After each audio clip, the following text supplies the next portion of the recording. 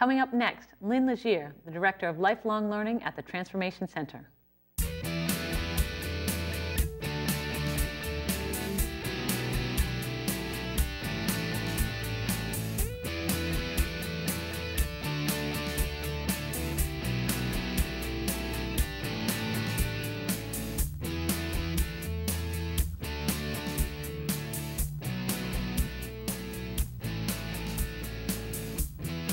Good afternoon and welcome to Picking Up the Pieces, where we dare to persevere and help young adults reach their full potential. We're very excited to have with us Lynn Legier. She's the Director of Lifelong Learning at the Transformation Center. Welcome, Lynn. Thank you. Very nice to be here. We're excited, very excited for the topic today. But first, let's start off, and if you could tell us a little bit about yourself. Sure. So I am the Director of Lifelong Learning at the Transformation Center, and what that means is I just do a lot of educational stuff, but mostly the certified peer specialist training in Massachusetts. I've been working there for about 5 years and love my work there, love working around recovery because I'm also a person in recovery. So this is really a passion for me and it's wonderful. And then I'm also an aunt. You know, that's the other really life passion of mine, is being an aunt. Yeah, it's fantastic. Everyone needs that person who really supports you totally, and you're a fantastic aunt, you know, and really just, you know, just the energy and the passion you put behind that. So that's two key things. That's wonderful. Thanks. Terrific, terrific. So we're going to talk today about something that confuses a lot of people. We're going to define peer, because peer can mean so many things to so many different people, and it often gets confused, especially in the mental health community. That's right, and it's a new role that has been brought into the mental health community, which is very exciting, but with that has come a lot of confusion. Yes. And I think just talking about the term peer is a good place to start. The term peer, in terms of a role, was picked intentionally because all of us in our lives have relationships where we are peers with each other. And that really just means we can say to them, been there, done that. Yes. You know, whether it's our colleagues at work or peers who have been part of a sports team, whatever the setting is, we all have peers. So in this case, we're talking about a role of people who are going into the mental health system because they themselves have also dealt with mental health issues in their life, have been treated within the mental health system, and can say to people, I've been there, I've done that, and I've moved maybe a couple of steps beyond, and can share some of that with you. So there's confusion now because somehow the term peer has left the role and become something that identifies someone as a person with lived experience, and that's really not a correct use of it.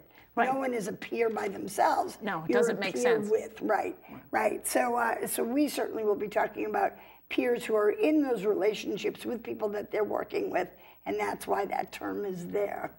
Right, yeah. Because we all use peers. I know I joined a new moms group, and it was just so helpful to hear someone say, oh my goodness, your child's been up since 2 a.m., and what did you do, and what are the strategies, or your child's not eating, or, and it's, you know, there's a real power in, wow, they've been there, done that. And you could hear from other people who might have suggestions, but someone who's in that exact kind of, doesn't have to be exact, but really a similar experience or in a similar mode. Even, you know, you have seasoned people who have, you know, lots of kids and things like that, but just being in the same state of mind where you're at, the same new mom role, was really powerful and a huge support. That's right, and it's very different than when you go to, for example, the pediatrician. Yes. And the pediatrician is going to give you really good information that you want about your child and what needs to be done. Or you may go to, depending on how old your child is, you know, an educator. Right. You know, if the child's going to like a day care or something like that. Thank you. Absolutely. Yeah. You know, you may be finding out what are good daycare things, and you've got this host of professionals that are going to serve you very well, but in a very different way than these people who have been there on a feeling level. Yes. I know the frustrations, I know the fears. Yes. I know with my first child, I was so much more freaked out than by my second or third, you know, all of this kind of thing. And it's that very same concept that we're bringing into mental health, so that it's not somebody trying to say, here's the medications you should be taking, or here's the interventions you should be using. It's for somebody to say, you know, I can remember so well when I sat in these emergency rooms feeling powerless and not knowing what to do. Or I can remember being in this place that you're in, and then finding out I could begin to think using a RAP plan about, well, what really makes that start, and learn more about myself, you know. So there's really a big division between sort of the clinical professions and the people that are in these peer-to-peer sharing roles. Right. It's very important. And talking about kind of a peer support worker is really how we want to define this. And That's right. You want to kind of expand upon Sure. how we define that role? That's right, because we may have peer support, you know, in coffee, right. But we're also now talking about a specific role that the mental health system is incorporating in their services. And it's with the recognition that having that person that, first of all, is the living evidence of recovery is invaluable. And the mental health system is in some ways a unique system. And it's a system that has sort of evolved, or is evolving, from this place of we need to fully take care of you all the time. Because what they've learned is that some of these approaches actually worked against people being able to maintain full lives. It actually taught them to be helpless. It taught people how to not be able to be in their own lives and make choices. Right, it really conditioned them. Like my favorite Right. example is an elephant. If you take a baby elephant and you chain it when it's very young, and elephants, we know as they grow older, are extremely powerful, but the elephant will never try to get out. And that's how they keep elephants in zoos and places like that, Right. because it has tried so much when it's little that it just stops trying. That's right. It's learned helplessness. That's right. You learn why even bother? No one's right. caring, no one's trying. That's right. Things aren't going to change. That's right. And so I actually say taught helplessness. Oh, okay, I like Right, that. because learn Right. says you've done something. Taught says, well, actually, no, it's Right. what's been on the outside Imposed on you. Okay, That's I'm with you. created it, right? Okay. And it just helps us as we think about changing systems. That's right. When we learn, we educate. And we That's know right. when we're doing our job, we're educating, we're drawing out. That's right. I teach young adults, and really they teach me, because I learn so much when I sit in a training. I learn more from them, and they don't believe me, but it's true. Right. Because the way they see the world and the way they help one another. I say, I have experience and I have degrees and this and that, but when a young adult sits with another young adult and says, you know what, I've tried that method of coping, and that coping worked for you at this point, but I've tried it and it doesn't work as you're trying to go forward and you're trying to change That's your right. life. That's right. That young adult sits in rapt attention. Now, I could give that, you know, I could tell that story, or I could share that example, but when the young adult sits across from the other young adult and looks them in the eye and says, you know what, there's no pretense here. I'm not trying to change you. I don't care what medication you take or don't take. I don't care who's your doctor, who's your lawyer, who's your Indian chief. But I'm just going to tell you, this is my experience. I don't have all the answers. That's right. Such power in that. That's right. And that is the thing, and especially for young adults. Critically, you know, it's certainly a valuable connection for adults, but for young adults who peer life is all that there is. It's huge. It's That's just, right. It's what their world revolves around. That's right. Who, you know, who are they connecting with? Who That's could right. they connect with? Who's looking at them? Who's, you know. That's right. And there's a lot of judgment there, and there's a lot of such a longing for connection. Yeah, and to have a group that can say, I know what it feels like to have been sort of knocked off the regular path of moving forward at this critical time. Or somebody that can say, yeah, I feel just like you, like a misfit in this whole world. Yeah. You know, I've been involved in foster care and this, and I've never had sort of a normal life. And, you know, I don't know that I can ever get anywhere. And somebody else could say, you know, I remember being right there. But then, you know, I learned about, or I did, or I found out about, you know, whatever, and that turned the tide for me, you know, and I can support you. I can walk with you. I can be beside you. It's really all it is. It's not I can do it for you or tell you the answers, but I can share with you what I know. It might be helpful or not. And if it is, you know, I'll be there with you as you try it. If you want to try something else, I'll be with you for that too. Right. Just that connection of being with somebody who can understand what it feels like at any time. Right, because there's a lot of isolation that goes on with young adults. That's because they feel, as you mentioned, right out of step. No one gets them. Right. You know, they really feel. Most of the young adults, the biggest complaint I hear is, no one gets me. Right. I don't feel heard. I don't feel listened to. I feel everyone's telling me what to do, but no one's asked me. Right. And young adults have a unique way of really saying, I'm here for you. I'm listening. I'm powerfully, like the presence is there. Right. And it's interesting you say, you know, nobody's listening to me. And a lot of that is that young adults, anyway, without any challenges, you know, aren't necessarily the most skilled at how to present stuff. Absolutely, absolutely. And that's, you know, that's another thing that peers do with each other is give room to practice. Yes. How would you say it? What would you say? You know, just things like that. That's not threatening because it's just coming from somebody who's been there and done that. So it's a very unique relationship. And another way it sometimes gets confused, and I think it's important to clarify this, is that there's many people in the mental health system, working in the mental health system, yes, that have had their own experiences of, you know, having a mental health diagnosis, getting some sort of treatment for that. And yet there's a difference between a peer worker role and another mental health professional who's yes, been trained in a clinical way but chooses to disclose some of their own lived experience. And I think of, if we think of peers within a cancer setting, right? You have a person who's survived cancer supporting someone else who's been diagnosed with cancer. That same connection, been there, done that. You know, all of that. And there may also be a nurse who survived cancer.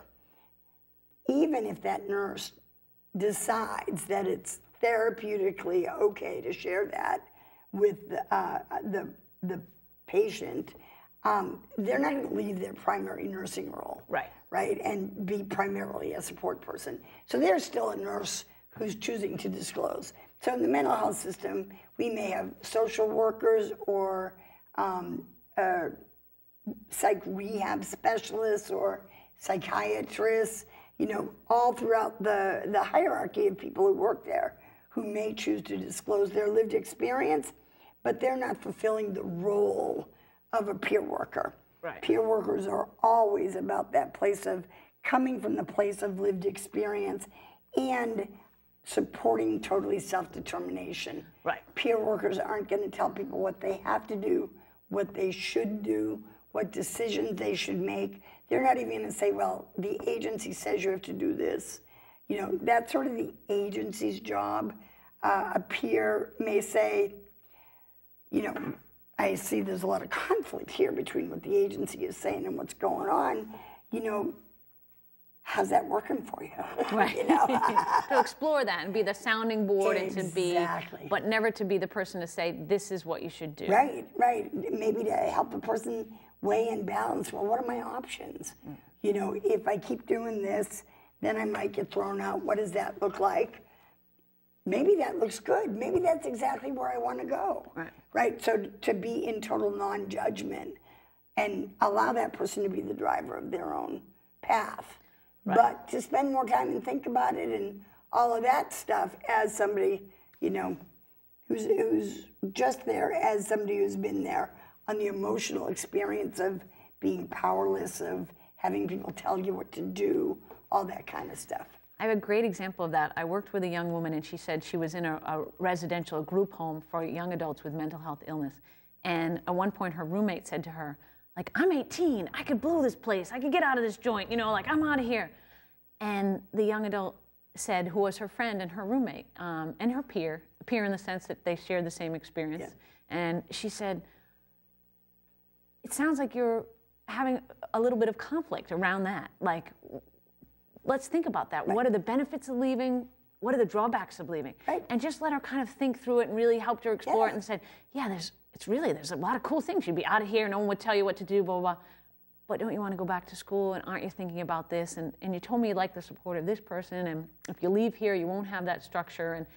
And the young adult said to the roommate, wow, you really helped me think it through. You didn't judge me at all. Everyone else telling me I should stay or I should get the heck out of here. But she said, you listened with non-judgment. You helped me think everything through.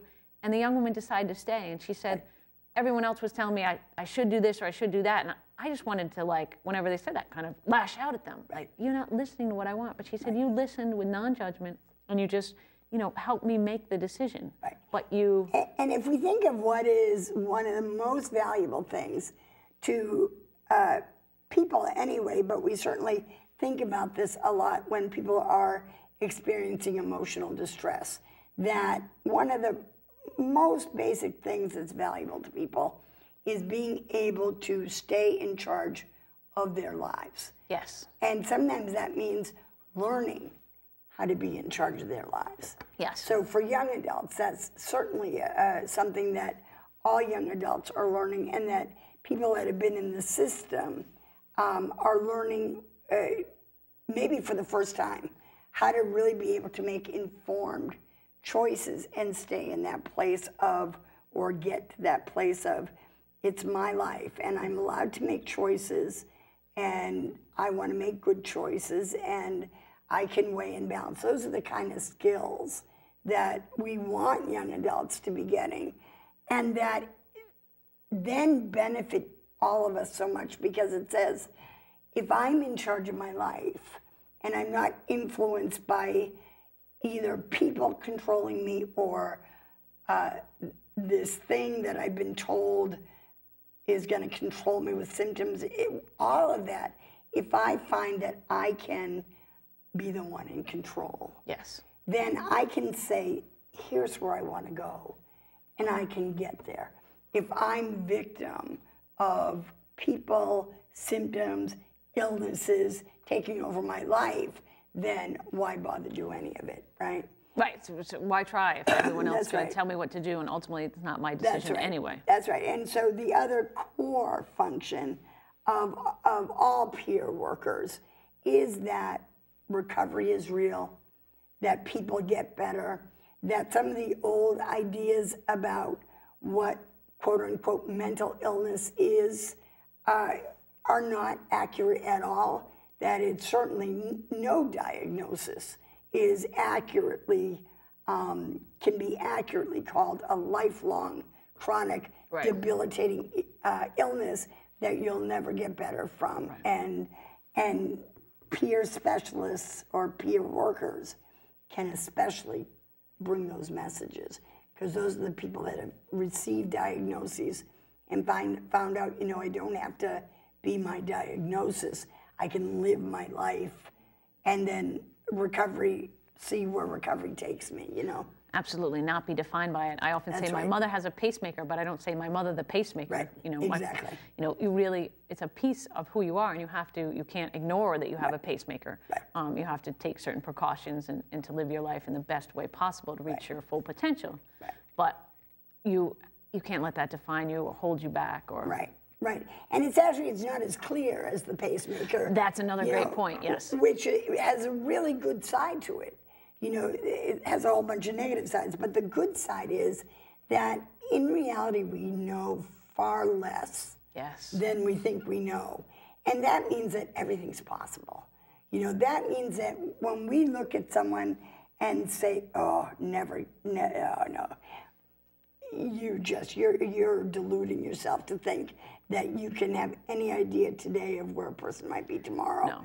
And those of us in recovery have that story to bring to other people. Yes. And that's, such a big part of peer work, is to say, they wrote me off too. Yeah, exactly. And I hope through my experience you can find out that, very well might not be true, and probably shouldn't buy into that quite yet. Let's give it a try first before we believe that that's true. So that's the really good side of that, is that every single person, no matter what diagnosis, can, have recovery.